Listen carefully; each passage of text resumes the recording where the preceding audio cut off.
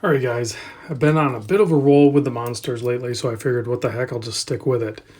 So we're going to talk about this particular one. Now, this one is probably the most, I know this is hard to say, but this is probably the most ridiculous one they made. The Zamba monster. This guy here. And here's the hang tag. It is a srp319K1. This was a Thai release.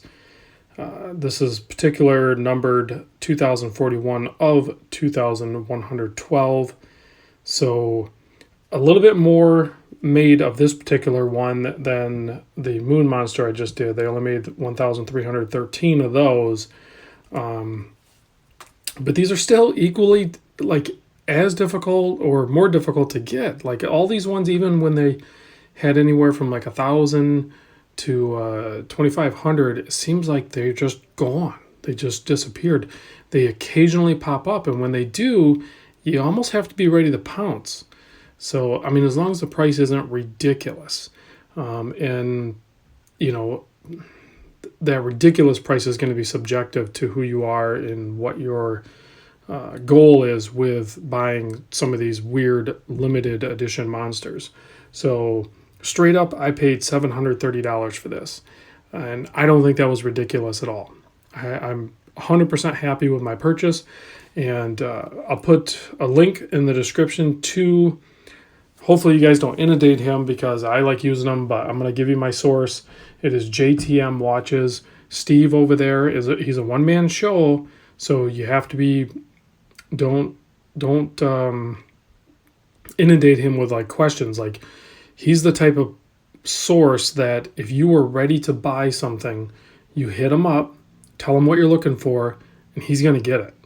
Most likely, unless it's crazy rare like that yellow monster that they only made 300 of, you're not going to get one of those. Everybody's waiting in line for one of those. But if it's kind of recent and slightly obtainable, he's going to be able to get you one, like when you can't find them anywhere else. So I'll put a link to his website in the description. So if you're legitimately looking for crazy weird stuff that's over in Asia somewhere, I think he goes to Thailand or something, but hit him up and he can probably get it for you. But that's it. So let's get back onto this guy. Standard monster affair here. You're looking at a 42, just under 42.5 mil case. So it's like 42.4, 47.5 lug to lug, drilled lugs. This is kind of like a second gen case with a hint of first gen in it. We'll talk about that. 12.8 thick with that flat sapphire crystal with the candy bar day date magnifier. A 20 mil lug width. It comes on these straps, and we'll talk about those in a minute, but I tossed it on, I had a black bracelet laying around. Actually, it was on my son's build, and I don't know why. I forget I have that still sitting around. I was like, man, I need to find a black. I was like, wait, I already have one that's already sized for me and everything. So I tossed it on, and this thing is perfect. It belongs on the bracelet. Those straps are kind of rubbish. So you can see here it is a 4R36 movement. So you're going to have your hack and wind and all that stuff. Sapphire crystal, we already talked about that. But if you look at it, let me see if I can I'll grab the moon monster so you can see the crown.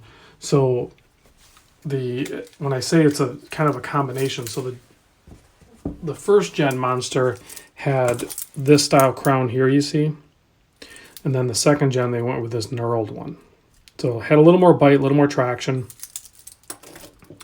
So it's an interesting combo. Plus, it doesn't have the teeth marker. It has the first gen style markers, although they're red, purple, green in a weird orientation, because you have odd numbers, so you can't have a good laid out pattern, plus you're minus the date, the 3 o'clock position. So it's kind of a weird layout, red, green, purple, red.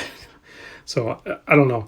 I like it. I really dig it. This is one that I knew way early on that I definitely wanted to have one in hand at some point. So this is super special to me, and I think a lot of people that have them also feel the same way, and they're not really willing to let them go. So Caseback is a little bit different than a standard Monster or even the other limited ones. You can see it's more sterile and it's engraved limited edition. And then you can see the number 2041 of 2112, sapphire crystal, 4R36, all that good stuff. I really like this Caseback. I actually prefer this one over, like the, if you're not familiar, most of them have this style Caseback with the tsunami wave on there. So, versus, even this special edition or limited edition one is still numbered and everything, but it still has that tsunami wave on there. I actually really like this Zamba Caseback. So when I look up Zamba is a traditional Argentinian dance similar to Samba, not Zamba, but Samba with a S. It gets a little confusing though because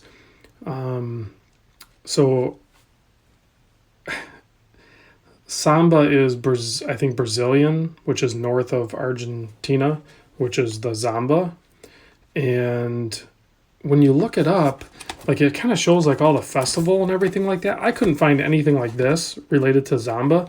I definitely found more color like this in relation to the Brazilian Samba festival and dance and stuff like that. So if anybody can straighten me out on that, please do. I just did a quick look on the web and I was a little confused. I don't know if maybe I'm just not finding that information.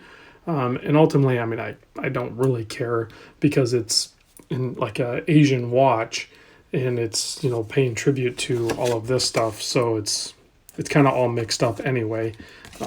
It's just a little weird. I like to look things up a little bit.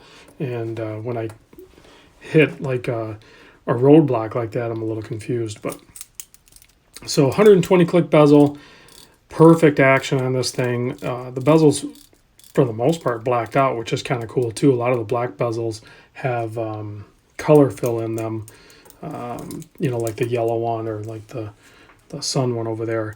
The color fill is only to the 15 on this, so pretty slick. I'm a big fan of that as well. I think if you're going to get one of these, though, definitely source the black Seiko Monster bracelet. I think that's a perfect pairing.